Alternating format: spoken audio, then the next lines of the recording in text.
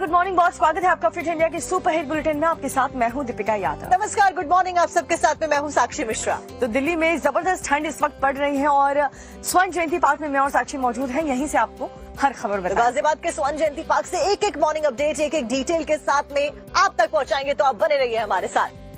और fit India की शुरुआत करते हैं बड़ी खबर के साथ। महाराष्ट्र में विधानसभा चुनाव जहां पर खत्म हुए उसके बाद में बवाल की घटना सामने आई। दरअसल जानकारी मिल रही है कि नागपुर में पोलिंग पार्टी पर पथराव हुआ, जोनल अफसर की गाड़ी पर पत्थर बरसाए गए और ये जानकारी मिली है। फिलहाल नागपुर में बवाल की घटना के बाद में इलाके में पुलिस बल की तैनाती है। पुलिस के अनुसार वोटिंग वाली ईवीएम सुरक्षित है और पथराव में गाड़ी के शीशे टूट गए हैं। बताया जा रहा है कि ईवीएम ले जा रही पोलिंग पार्टी के ऊपर लोग वाद विवाद के बाद हमला बोल दिया और पथराव का आरोप कांग्रेस कार्यकर्ताओं पर लगा है। तो ईवीएम लेकर जा रहे थे जोनल अफसर।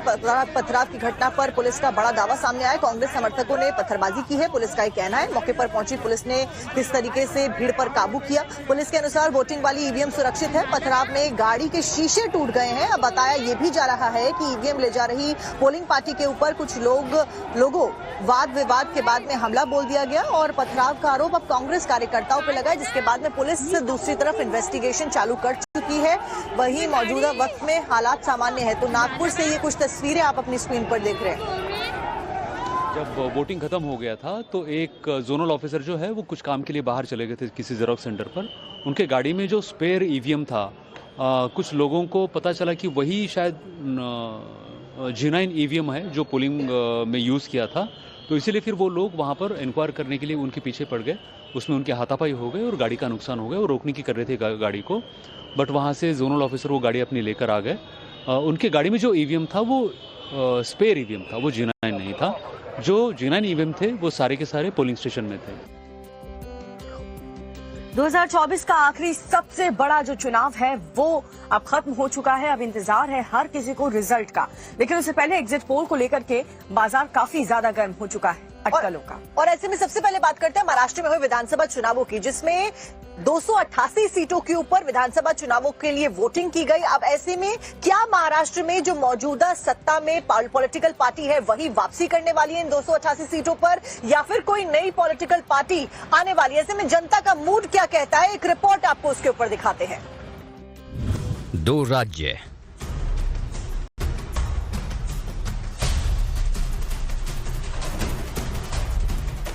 2 दिन का इंतजार,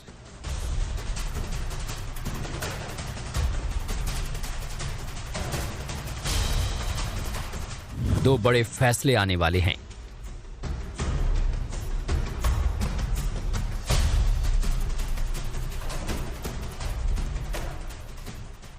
और ये फैसले होंगे जनता के। बिल्कुल ठीक सुन रहे हैं आप। महाराष्ट्र और झारखंड दोनों ही जगहों पर विधानसभा की वोटिंग पूरी हो चुकी है। अब फैसले का इंतजार है, लेकिन उससे पहले कयासों का सियासी बाजार गर्म है। अनुमानों का अंबार लगा हुआ है। हम आपको पोल ऑफ द पोल्स बताते हैं, लेकिन उससे पहले महाराष्ट्र चुनाव को लेकर देश की बड़ी एजेंसियां क्या बता रही हैं, ये जान लीजिए। जेवीसी सर्वे एजेंसी के एग्जिट पोल के मुताबिक महाराष्ट्र में बीजेपी गठबंधन को 159 सीटें मिल सकती हैं, तो वहीं इंडी गठबंधन सिर्फ 116 सीटों पर सिमट जाएगा, जबकि अन्य के खाते में 13 सीटें जाती दिख रही हैं। पी मार्क ने बीजेपी गठबंधन को 157 सीटें तक दी हैं और महाविकास अघाड़ी को 126 से 146 सीटों तक का अनुमान लगाया है। मैट्राइज ने बीजेपी गठबंधन को 150 से 170 सीटें दी हैं और महाविकास अघाड़ी को 110 से 130 सीटें दी हैं, जबकि पोल ऑफ द पोल्स ने बीजेपी के महायुति गठबंधन को 182 सीटें दी हैं, तो वहीं महाविकास अघाड़ी के 89 सीटों पर सिमट जाने के कयास लगाए गए हैं। पोल डायरी के सर्वे में महायुति गठबंधन को 142 से 186 सीटें दी गई हैं और महाविकास अघाड़ी को 69 से 121 सीटें दी गई हैं। इसके अलावा अगर पोल ऑफ द पोल्स की माने तो महाराष्ट्र में बीजेपी गठबंधन को 135 से 157 सीटें, तो वहीं महाविकास अघाड़ी को 123 से 140 सीटें मिलने का अनुमान है। चलिए अब आपको उस शख्स के अनुमान से रूबरू कराते हैं जिसने जमीन पर उतरकर महाराष्ट्र चुनाव को देखा और लोगों से उसके रुझान जाने।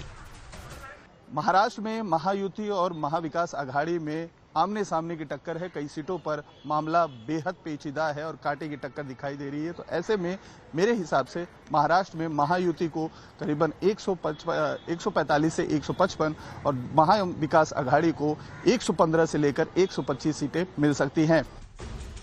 बता दें कि महाराष्ट्र में 288 विधानसभा सीटें हैं।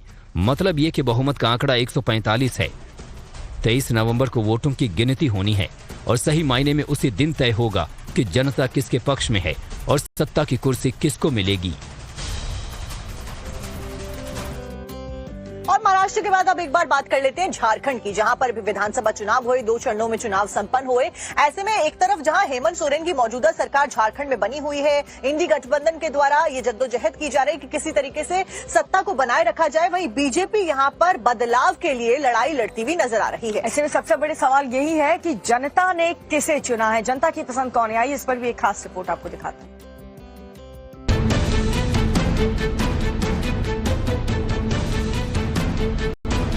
एनडीए आएगी या इंडी सत्ता बचाएगा।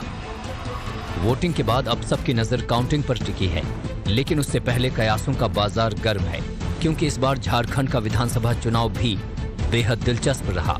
2 चरणों में सभी 81 सीटों पर मतदान पूरे हो गए। ऐसे में सबसे बड़ा सवाल है कि बचेगी हेमंत सोरेन की सरकार या इंडी गठबंधन का होगा बंटाधार। झारखंड में क्या होगा अब की बार? जनादेश के लिए अभी 2 दिन का इंतजार करना पड़ेगा, लेकिन उससे पहले एक बार फिर रुख करते हैं एग्जिट पोल्स की। तो झारखंड भी इस बार बीजेपी जीतती हुई दिख रही है।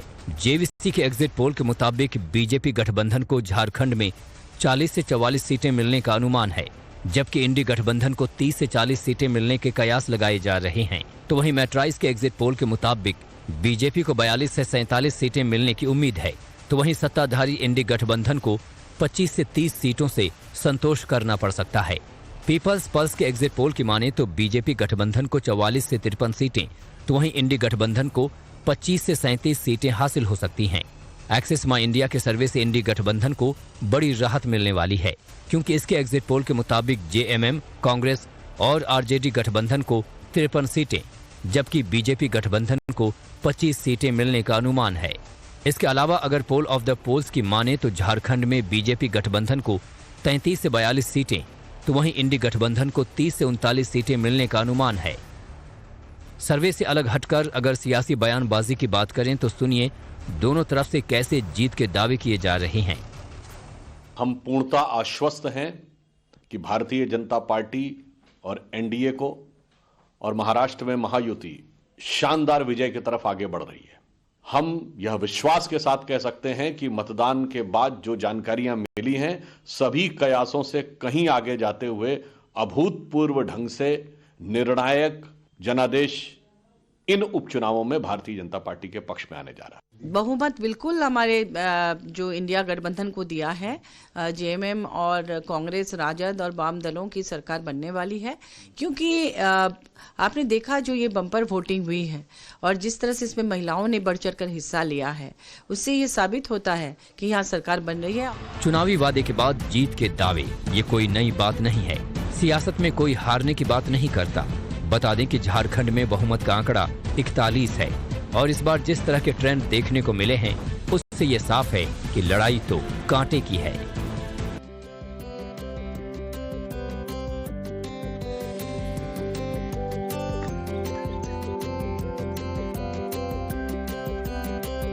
और देखिए इस बीच अगली खबर का रुख करते हैं। प्रधानमंत्री नरेंद्र मोदी से जुड़ी हुई एक खबर, गुआना से इस वक्त की बड़ी खबर सामने आई। पीएम नरेंद्र मोदी को डोमिनिका का सर्वोच्च सम्मान दिया गया है, जो कि एक बड़ी उपलब्धि। प्रधानमंत्री नरेंद्र मोदी को सम्मानित किया गया है डोमिनिका के सर्वोच्च सम्मान के साथ में।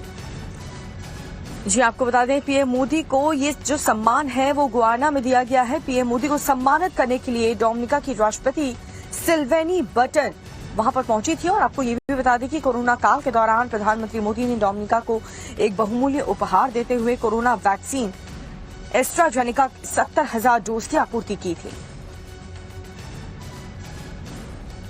डोमिनिका के सर्वोच्च पुरस्कार से सम्मानित किए जाने पर मैं राष्ट्रपति सिल्वानी बर्टन प्रधानमंत्री रूजवेल्ट स्कैरिच और डोमिनिका के लोगों का हार्दिक आभार व्यक्त करता हूं। ये सम्मान केवल मेरा नहीं है, बल्कि भारत के 140 करोड़ लोगों का, उनके पुरुषार्थ का, उनके संस्कार का, उनकी परंपरा का ये सम्मान है। और ब्रेक के बाद एक बार फिर से आप सभी का बहुत बहुत स्वागत है। रुक करेंगे बड़ी खबर का, पिथौरागढ़ से खबर, जहां पर आर्मी भर्ती के दौरान भगदड़ मच गई, जिसके बाद में अफरा तफरी का माहौल देखा गया। किस तरीके से भीड़ पर काबू पाया गया, तो ये बड़ी जानकारी। गेट तोड़कर भर्ती स्थल में जो प्रतिभागी थे वो घुसते हुए नजर आए और साथ साथ में पुलिस को किसी तरीके से कंट्रोल करना पड़ा भीड़ के ऊपर, और पुलिस ने बल का प्रयोग किया, लाठीचार्ज पुलिस को करना पड़ा। तो पिथौरागढ़ से इस वक्त की बड़ी खबर फिलहाल हम आपको बता रहे हैं। सेना भर्ती के दौरान 20,000 से ज्यादा युवा गेट तोड़कर भर्ती स्थल में घुस गए। इस दौरान मौके पर भगदड़ मच गई, जिससे 2 युवक गंभीर रूप से घायल हो गए। आनन फानन में घायलों को जिला हॉस्पिटल में पिथौरागढ़ ले जाया गया, जहां पर गंभीर रूप से घायल एक युवक को बुलंदशहर हायर सेंटर रेफर कर दिया गया। वहीं इस भगदड़ के दौरान आर्मी का गेट भी टूट गया है, जिससे फायर ब्रिगेड के वाहन के सहारे देकर रोका गया। कुछ तस्वीरें भी आप अपनी स्क्रीन पर देख रहे हैं। भगदड़ मचने के दौरान पूरे स्थल पर युवाओं के जूते, फटे हुए बैग बिखरे पड़े हुए नजर आ रहे हैं।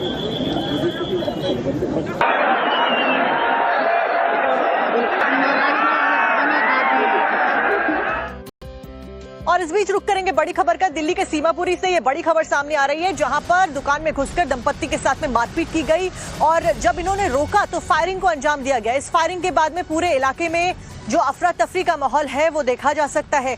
हमलावरों की तलाश में फिलहाल पुलिस लगातार जुटी हुई है। पुलिस के द्वारा इन्वेस्टिगेट किया जा रहा है। फायरिंग की आवाज सुनकर जब आसपास के लोग दौड़े तो 2 बदमाश बाइक पर सवार होकर वहां से फरार हो गए। अब इन्हीं बदमाशों की तलाश में पुलिस जुट गई है। बुजुर्ग दंपति को जीटीबी हॉस्पिटल में भर्ती कराया गया है, जो कि इस फायरिंग के बाद में घायल बताए जा रहे हैं। इनको पीटा गया दुकान में घुसकर। तो ये बड़ी खबर फिलहाल दिल्ली के सीमापुरी इलाके से बता रहे हैं। तस्वीरें भी आप अपनी स्क्रीन पर देख रहे हैं।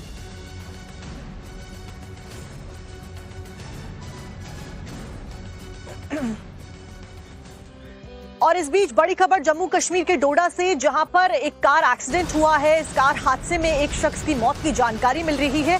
आपको बता दें कि जम्मू कश्मीर के डोडा से एक्सीडेंट की जानकारी बेलेंदूर के पास में हादसे में एक शख्स की मौत हुई है। कार हादसे में 8 लोग जख्मी हो गए हैं। फिलहाल 2 जख्मी शख्स की हालत गंभीर बताई जा रही है, जिनको अस्पताल में भर्ती कराया गया है। तो आप देख सकते हैं कि डोडा के जीएमसी में घायलों का इलाज चल रहा है, जहां पर भर्ती कराए गए 8 लोगों में से 2 की हालत गंभीर बताई जा रही है। तो रोड एक्सीडेंट ये हुआ जिसकी वजह से एक शख्स ने अपना दम तोड़ दिया, वहीं 2 की हालत गंभीर बताई जा रही है। 8 लोग कुल मिलाकर इस पूरे घटनाक्रम में, इस एक्सीडेंट में जख्मी होते हैं। बेलेंदूर के पास ये बड़ा हादसा होता है। जम्मू कश्मीर के डोडा से ये तस्वीरें आप अपनी स्क्रीन पर देख रहे हैं। 8 लोग जख्मी हुए। फिलहाल अस्पताल में इलाज जारी है। 2 की हालत नाजुक बताई जा रही है।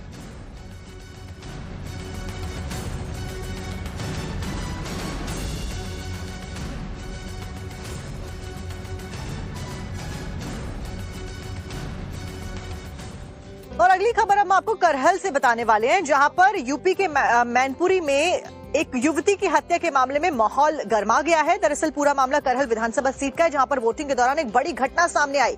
करहल में एक दलित लड़की की हत्या कर दी गई, जिसके बाद में लगातार जो माहौल है वो गर्मा गया है। लोग अलग अलग बातें कह रहे हैं। ऐसे में पुलिस इन्वेस्टिगेट कर रही है। डिटेल के साथ में आपको रिपोर्ट दिखाते हैं। मां चीख रही है, पिता आंसू बहा रहे हैं, सामने बेटी की लाश पड़ी है। लोकतंत्र की इससे सियाह तस्वीर शायद ही कोई होगी। अगर आपको यकीन नहीं तो इस माँ की सुन लीजिए। किसी तो डरते नहीं, मैं कमल में वोट देंगे, मैं किसी को नहीं देंगे।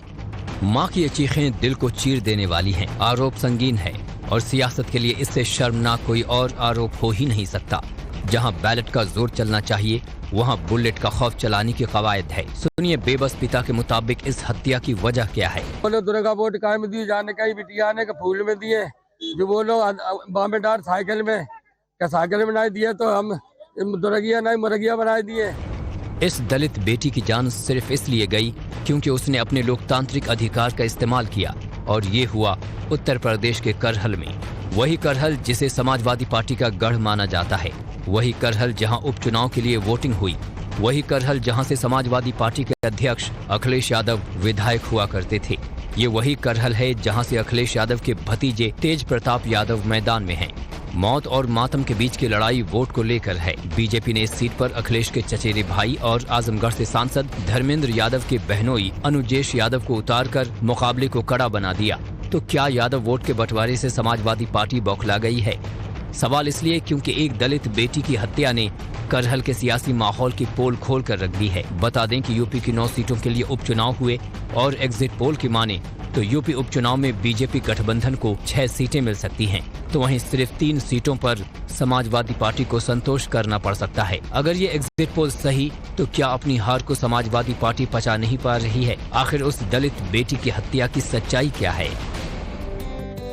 और छतरपुर से इस वक्त की बड़ी खबर सामने आ रही है, जहां पर आज से बाबा बागेश्वर सनातनी एकता हिंदू एकता निकालने वाले पदयात्रा निकालने वाले हैं, जिसके तहत 9 दिनों में 160 किलोमीटर पदयात्रा बाबा बागेश्वर अपने समर्थकों के साथ में करते हुए नजर आ रहे हैं।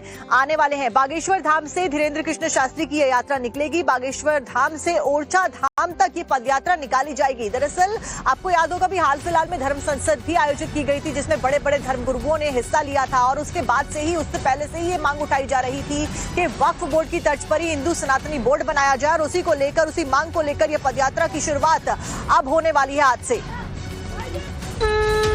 शंखनाद हो रहा है, जयकारे लगाए जा रहे हैं। जो काम अब तक मंच से हो रहा था वो अब जमीन पर उतरकर होने जा रहा है। आज से सनातनी हिंदू एकता का श्री गणेश होने जा रहा है। बागेश्वर धाम के पीठाधीश्वर पंडित धीरेन्द्र कृष्ण शास्त्री हिंदू जोड़ो यात्रा करने जा रहे हैं। इस दौरान वो 9 दिनों में 160 किलोमीटर की पैदल यात्रा करेंगे, जिसका मकसद है सोए हुए हिंदुओं को जगाना। अब सवाल है कि आखिर सोए हुए हिंदू कौन हैं? तो वो जान लीजिए। कौन सोया हुआ हिंदू है जो श्रद्धा के 35 टुकड़े हो गए पर इस देश में एक भी फतवा जारी नहीं हुआ और हिंदुओं ने मांग ली?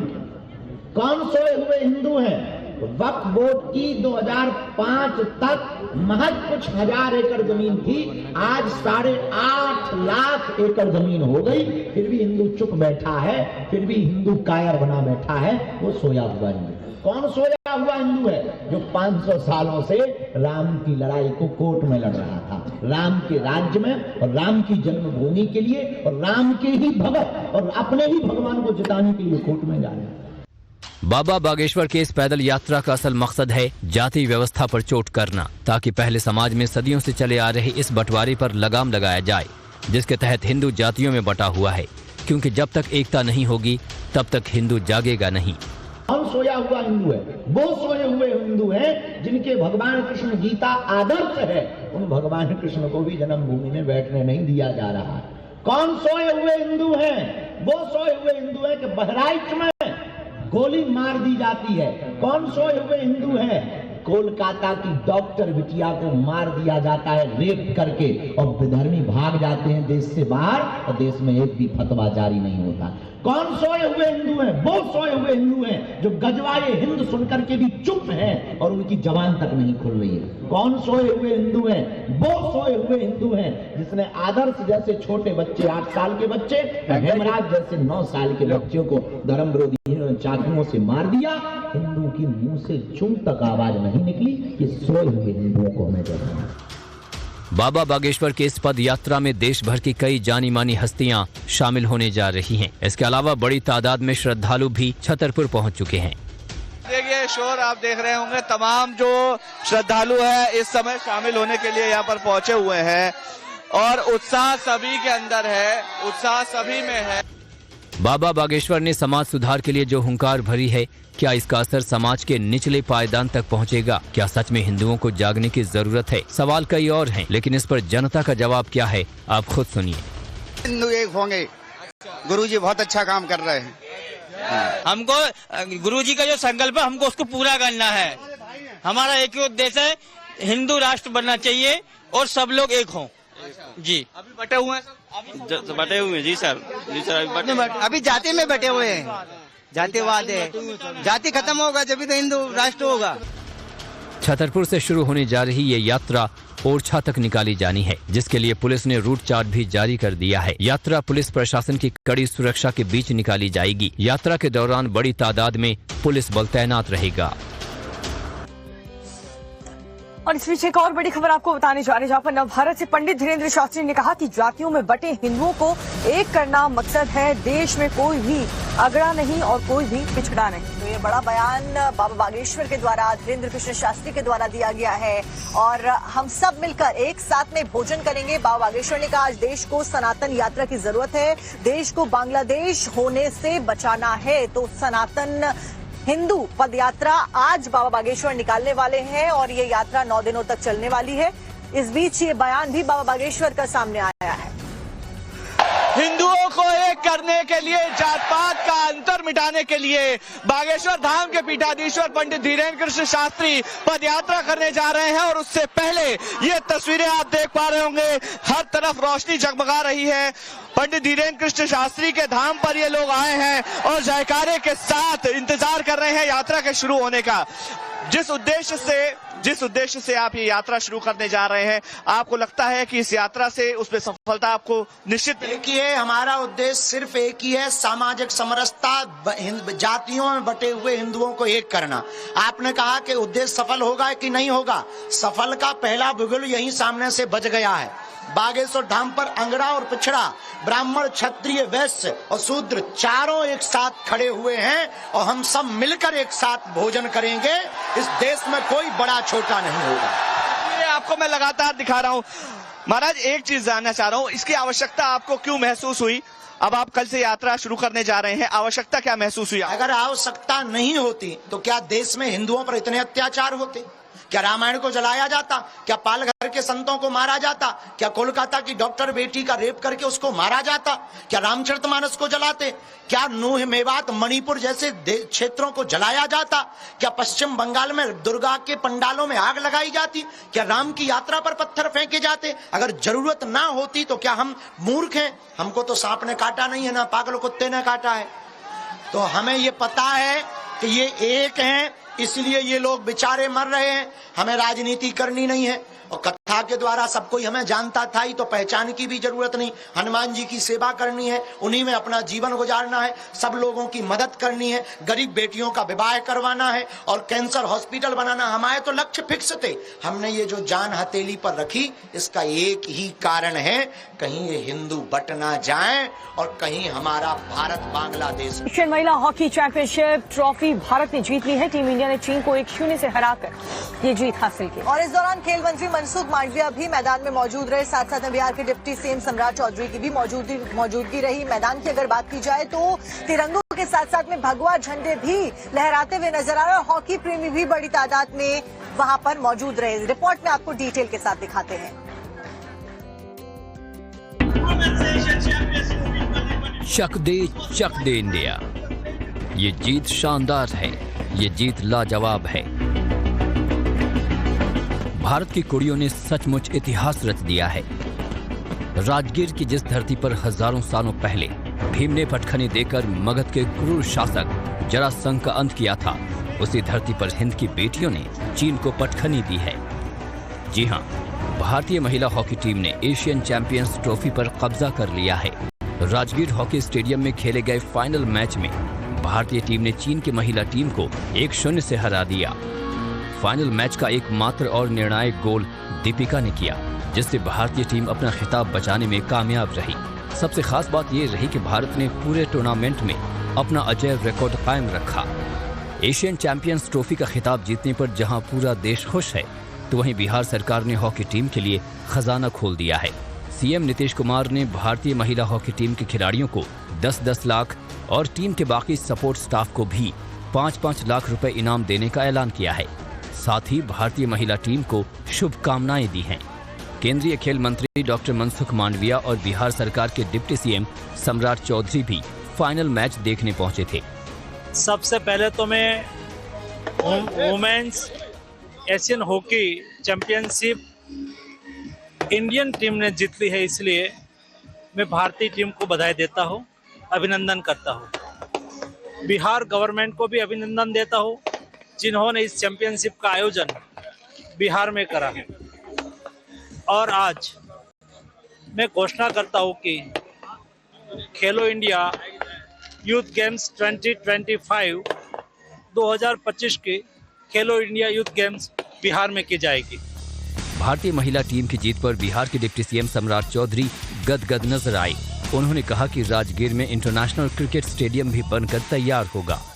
यहाँ पर इंटरनेशनल क्रिकेट स्टेडियम भी हमारा तैयार हो जाएगा। उसके बाद वर्ल्ड के सारे टीम आकर यहाँ भी खेलेंगे।